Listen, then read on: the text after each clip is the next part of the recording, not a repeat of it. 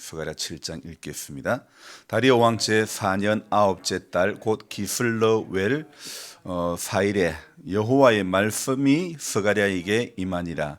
그때에 베델 사람이 사레셀과 레겜멜렉과 그의 부하들을 보내어 여호와께 은혜를 구하고 만군의 여호와의 전에 있는 제사장들과 선지자들에게 물어 이르되 내가 여러 해 동안 행한 대로 5월 중에 울며 근심하리이까 하며 만군의 여호와의 말씀이 내게 임하여 이르시되 온 땅의 백성과 제사장들에게 이르라. 너희가 70년 동안 다섯째 달과 일곱째 날에 금식하고 애통하였거니와 그 금식이 나를 위하여 한 것이냐. 너희가 먹고 마실 때에 그것은 너희를 위하여 먹고 너희를 위하여 마시는 것이 아니냐. 아멘.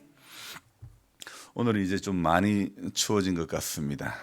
그래도 제가 다시 들어갔다가 다시 나올 때 오늘은 좀 별로 안 웃을 거야 그랬는데 여러분들은 저의 기대를 어긋나게 일찍 또 다 잘 나오셨네요. 감사를 드립니다.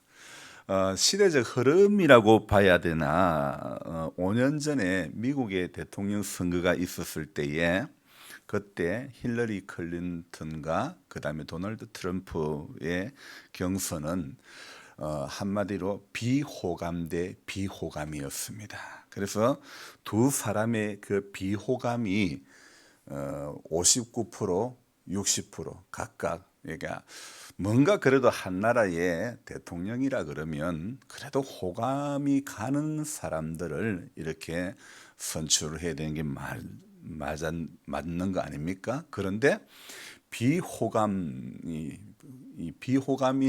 그 60%의 비호감을 그런 수치가 다소 높은 사람을 대통령으로 선출해야 되는 그런 상황이었죠. 지금 우리나라도 20대 대선을 앞두고 진행한 조사에서 각 후보들의 비호감도가 가장 역대 어느 때보다도 이렇지는 않았는데 지금 각 후보들이 전부 비호감이라는 것입니다. 그래서 주요 후보들이 비호감도가 60%대를 넘었었다고 하고 있죠.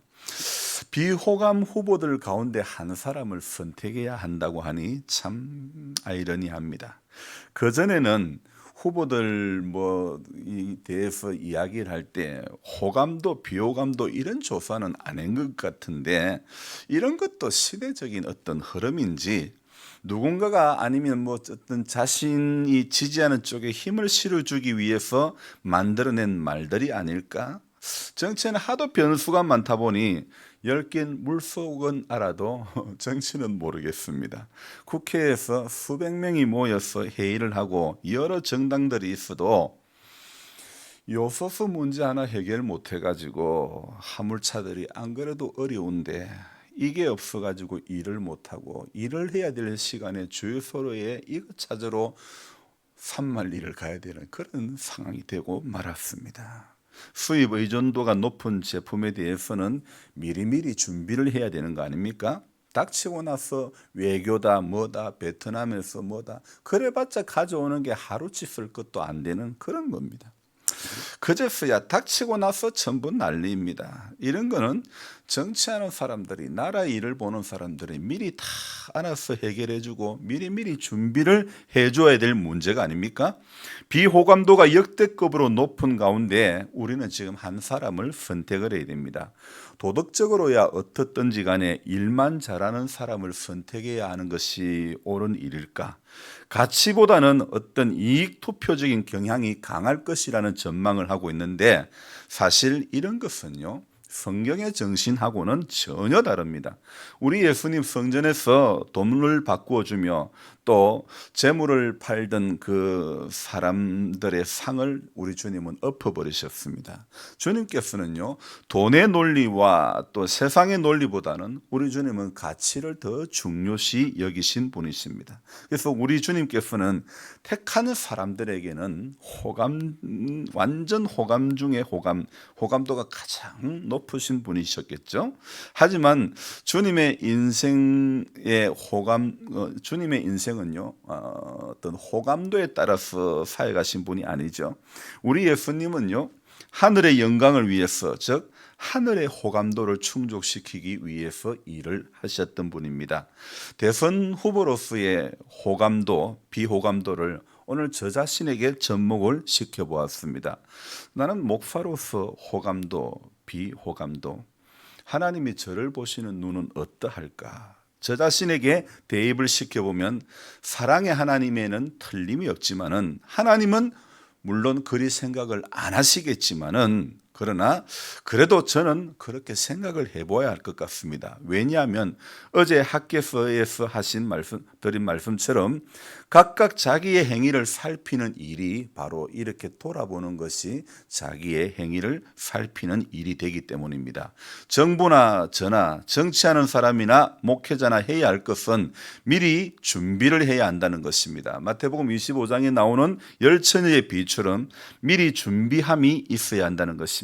여러분, 안일한 신앙은 금세 넘어지고 많은 것입니다. 이번에 요소수가 없어가지고 아주 대란을 겪고 있는데, 당장 먹고는 살아야 해서 급한 사람들에게는 요소수 판다고 어렵죠. 제가 많이 사는 것이 있어가지고 이렇게 대량으로 판매는 가능합니다 하면서 600만 원 송금하니까 딱 먹고 날라버리고, 얼마나 어려워서 안 그래도 일을 못 해가지고 그걸 못 구해가지고 일을 못 하는데 송금했더만은 딱 그냥 돈만 먹고 그냥 잠수 타버리고, 얼마나 이런 것들 위하는 척하면서 사기치는 사람들이 얼마나 많은지 모릅니다.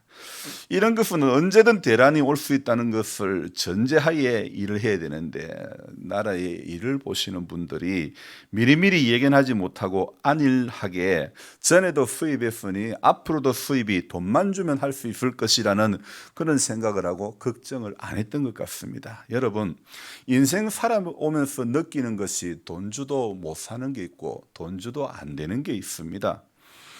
오늘 우리의 구원도 마찬가지입니다. 개인적 종말을 당해서 준비하는 것이 아니라 도적같이 이른다는 성경의 말씀을 교훈 삼아 우리는 미리미리 준비를 해야 되는 것입니다.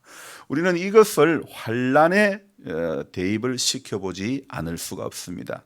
지금 우리나라는 요소수 대란을 겪고 있지만은, 그래서 정부는 미리 예견을 하고 준비해야 함이 마땅하듯 목사는 앞으로 닥칠 환난의 시간을 미리 영적인 준비를 하게 하는 것이 목사의 의무인 것 같습니다. 지금까지 문제가 없었으니 앞으로도 큰 문제가 없을 것이라며 세상에서 형통을 외치고 복을 외칠 것이 아니라 환난을 외치고 종말을 외치고 회개를 외치고 예수 생명을 외쳐야 하지 않을까요?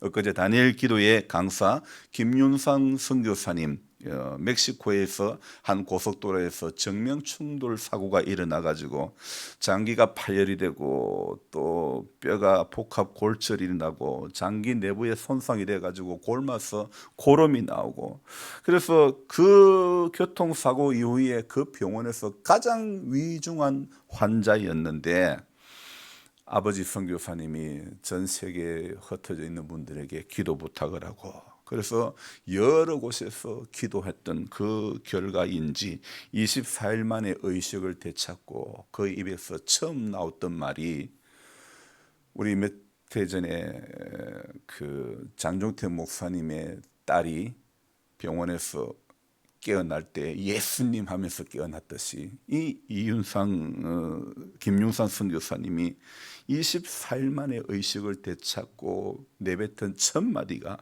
예수 보혈 구원, 예수 보혈 구원을 외쳤지 않았습니까?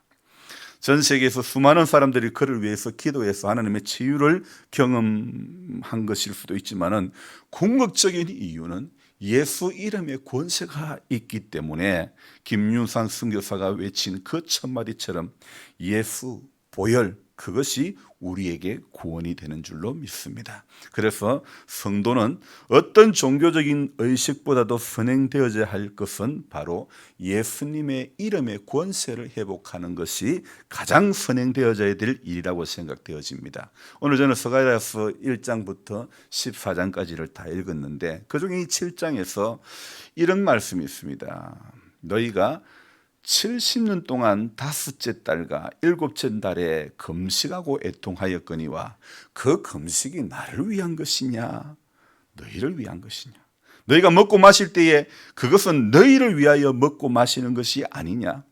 하나님께서 기뻐하시는 금식은 그 동기가 하나님을 향해서 있어야 하는 것입니다. 오늘 스가랴 7장에서 하나님께서는요, 금식보다는 하나님의 말씀을 청종하기를 원하시는 것을 우리는 알 수 있습니다. 그래서 바른 금식은 먼저 죄를 회개하고 하나님 앞에 자기 자신을 부정하며 주님의 뜻대로 살겠다는 결단과 믿음이 우리 안에 있어야 되는 것입니다. 이런 것이 없는 이스라엘 백성들의 금식은요, 한마디로 자기 만족에 불과한 것입니다.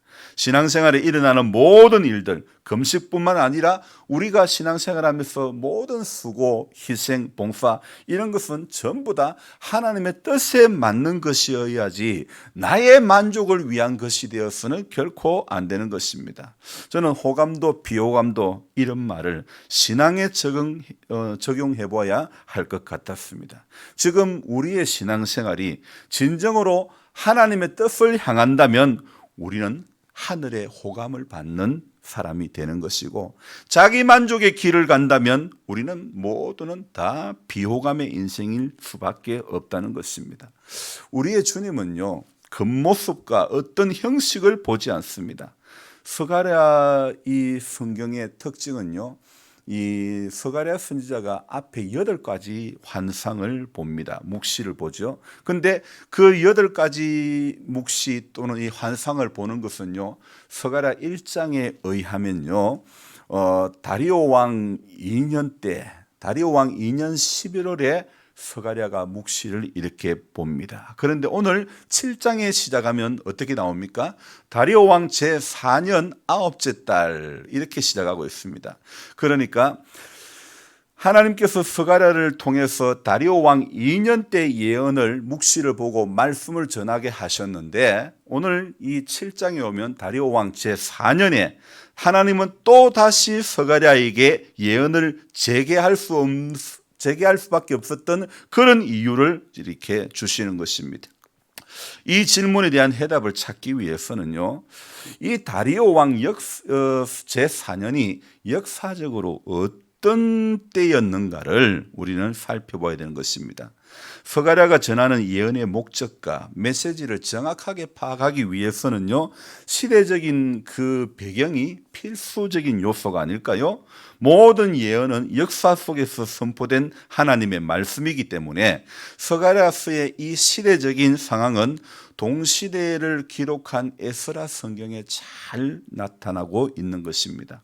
그래서 오늘 이 본문은 어떤 내용이냐면요, 지금 성전 건축이 에스라 고레스 왕 원년에 이제 너희는 돌아가라, 70년 만에 돌아가라 해서 고레스가 칙령을 발표를 합니다. 그래서 이스라엘 백성들이 돌아가서 해야 될 일이 무엇입니까? 성전을 재건하는 일 아닙니까? 그래서 성전 건축이 시작되는데 성전 건축이 순조롭게 진행되고 언약의 성취가 완수되는 가운데 하나님께서 스가랴를 통해서 전하신 경고의 말씀입니다. 오늘 3절에 보니까 만군의 여호와의 전에 있는 제사장들과 선지자들에게 물어 이르되 내가 여러 해 동안 행한 대로 5월 중에 울며 근신하리이까. 그러니까 여러 해 동안 5월 중에 울며 근신하리이까. 이 말은 무엇이냐면요, 5월에 이 이스라엘 백성들에게 있어서 5월은요 바벨론 제국에 의해서 이스라엘이 이 멸망당하는 그런 예루살렘 성전이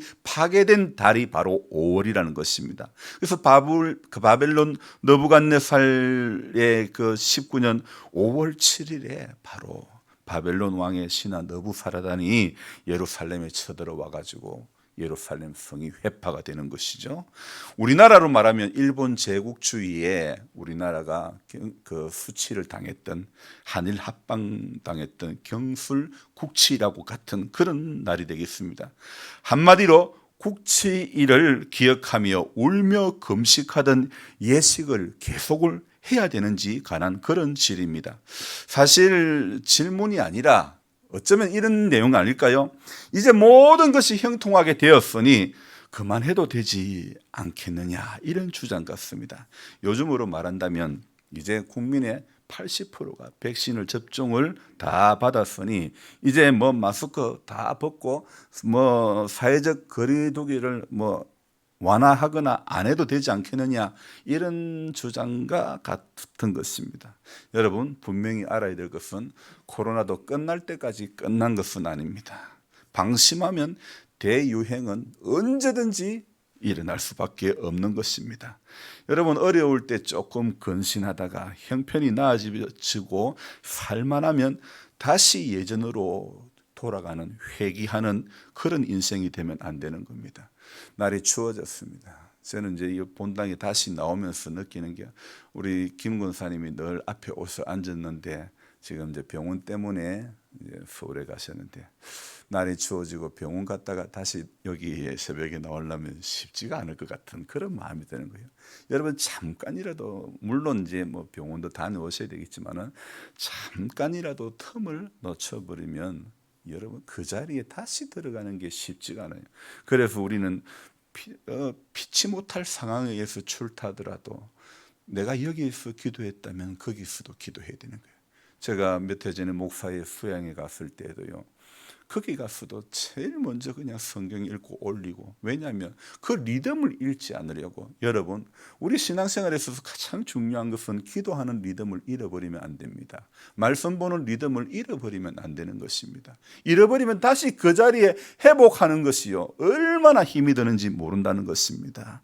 그래서 우리가요, 조금 형편이 나아져서 살만하면 다시 예전 모습으로 돌아가 버리면 말짱 도루묵이 되면 안 되는 것입니다. 사명을 완수할 때까지 손에 든 금을 꽂아 두어서는 안 된다는 것입니다. 바울은 뭐라고 했습니까? 내가 이미 얻었다 함도 아니요 온전히 이루었다 함도 아니라 오직 내가 그리스도 예수 안에서 잡힌 자 된 그것을 잡으려고 쫓아가노라. 형제들아, 나는 아직 내가 잡은 줄로 여기지 아니하고. 저는 바울의 이 말씀이 너무 좋아요. 형제들아, 내가 아직 잡은 줄로 여기지 아니하고 오직 한 일, 즉 뒤에 있는 것은 잊어버리고 앞에 있는 것을 잡으려고 표대를 향하여 그리스도 예수 안에서 하나님이 위에서 부르신 부름의 상을 위하여 쫓아가노라. 얼마나 멋있는 그런 고백이 아닌지 모르겠습니다.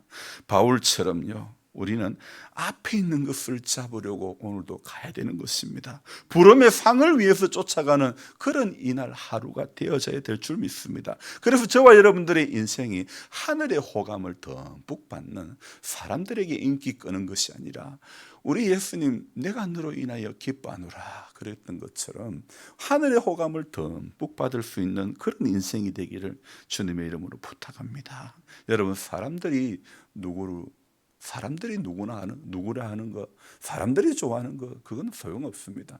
우리는 궁극적으로 하나님 앞에 합한 인생이 되어야 되는 것입니다. 다윗이 인기를 얻으려고 그랬으면요, 사울을 죽이고 그 자리에서 바로 올라갔으면 다윗이 금세 사람들에게 더 인기를 얻었을지도 모릅니다. 그러나 하늘의 방법대로 할 때에, 하나님의 때에 하늘의 방법대로 나아갈 때에 하나님이 그를 높여주시는 것입니다. 인생이 자기가 높아지는 것은 아무런 소용이 없습니다. 하나님이 열어주시고 하나님이 보여주시고 하나님이 세워주시고 하나님이 높여주실 때에 놀라운 수많은 일들이 일어나는 거 아닙니까? 어제도 우리가 그 간증을 들어보셨지만은 주변에 그 선교사님 아는 사람이 네가 일하던 것보다 누워있을 때 일을 더 많이 한다. 여러분, 세상에 그래요. 몸을 못 움직이고 병원에 누워 있었지만은 더 할 일이 많을 수가 있어요. 이게 하나님 나라의 신비 아닙니까?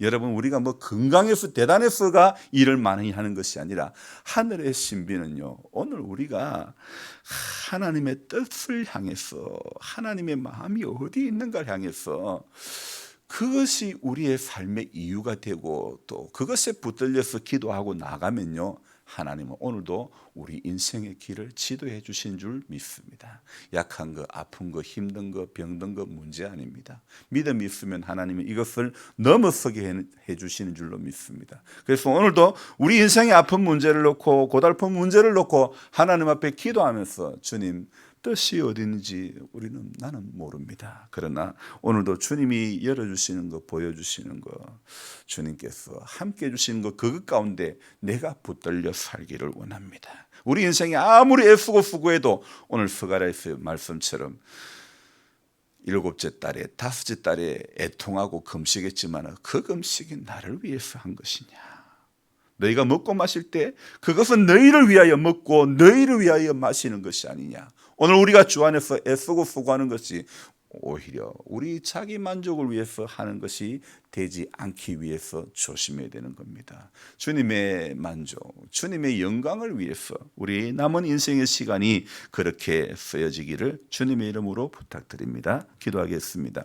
하나님, 어려울 때 기도하다가 형편이 조금 나아져 살만하면 다시 예전의 모습으로 돌아가는 회귀하고 마는 그런 인생이 되면, 그런 믿음이 되면 안 됩니다. 우리 하나님 사명을 완수할 때까지 끝까지 하나님 앞에 오늘 우리 바울의 마음처럼 이미 얻었담도 아니요 온전히 이루었담도 아니라 그리스도 예수 안에서 잡힌 바 된 그것 잡으려고 쫓아갔던 바울의 삶. 형제들아, 아직 내가 잡은 줄로 여기지 아니하고 오직 한 일, 즉 뒤에 있는 것은 잊어버리고 앞에 있는 것을 잡으려고 표대를 향하여 그리스도 예수 안에서 하나님이 위에서 부르신 부름의 상을 위하여 쫓아갔던 그 삶이, 그 정신이 오늘 우리에게 필요한 것 같습니다. 뒤에 있는 것 잊어버리는 우리들 되기를 원합니다. 우리는 앞에 있는 것 잡으려고 오늘도 달려가기를 원합니다. 앞으로 주님, 우리는 계시록 말씀에 의하면 큰 환란이 있다고 합니다. 오늘 우리가 이 평안의 세월을 보내면서 아사처럼 마음이 무뎌지고 영적으로 둔감해져서 하나님의 음성이 들리지 않고 평안의 35년의 세월 속에 변질되어 버렸던 그 길을 걸어가지 않기 위해서 오늘 환란이 있음을 알고 예수 재림이 있음을 알고 우리가 하나님 앞에 끝까지 믿음 지키는 인생 되어지기를 원합니다. 하나님, 우리가 종교적인 어떤 행위를 하는 것, 하나님 금식을 하고 어떤 열심을 내는 것, 그것도 중요하지만은 그러나 선행되어져야 할 것은 우리 인생 가운데 예수 이름의 권세를 회복하는 일인 줄 믿습니다. 24일 만에 의식을 되찾고 첫 마디가 예수 보혈 구원. 그는 예수님을 무의식 가운데서도 그는 경험하고 있었던 것이었습니다. 우리의 삶 가운데서도 우리도 정말 이제 다시 예수 보혈 구원, 예수님만이 길이고 진리요 생명임을 증거하는 삶이 되어지기를 원합니다. 하나님, 다니엘 선처도 다시 한번 되돌아봅니다. 세상에서 형통과 복을 외치는, 강단에서 형통과 복을 외치는 목사가 아니라 환난을 외치고 종말을 외치고 회개를 외치고 예수 생명을 외치는 목사가 되어지기를 소망합니다. 그래서 하나님, 우리 죽어가는 생명들이 예수 생명을 누릴 수 있도록 연로하신 성도님들이 끝까지 믿음 지키는 하나님의 자녀 될 수 있도록 주님께서 부름의 그 이유를 잘 감당하는 사역이 되게 해주시고, 아울러 이곳에서 함께 신앙생활하는 우리 모두에게 오늘 예수 이름의 권세를 날마다 경험할 수 있는 은혜가 있게 하여 주시옵소서. 하나님, 약합니다. 병든 데가 많습니다. 아픈 데가 많습니다. 주님, 정형외과적인 질환이 있습니다. 또 장기의 질환이 있습니다. 아버지 하나님, 이 모든 약함 가운데 오늘 주님 치료하시는 주님이 경험되어지는 은혜를 허락하여 주시옵소서. 우리의 신앙도 맹목적인 신앙이 아니라 체험적인 예수의 일하심이 경험되어지는 신앙이 되어지게 하여 주옵소서. 지금도 수많은 사람이 고통 가운데 있습니다. 하나님 아버지, 오늘 주님, 우리도 누군가의 기도가 있었기에 이 자리에 지금까지 오게 된 것처럼 우리도 중보의 기도의 용사가 되어지기를 원합니다. 선줄로 생각하지 않고 넘어질까 조심하는 이 하루 되어지기를 소망하옵고, 오늘도 기도할 때에 하나님의 뜻이 밝히 보여지며 하나님의 뜻 앞에 내가 순종되어지는 인생 되어지게 하여 주시옵소서. 귀하신 예수님의 이름으로 감사하며 기도드리옵나이다. 아멘. 간절한 마음으로 주여 부르고 기도합니다. 주여, 주여, 주여.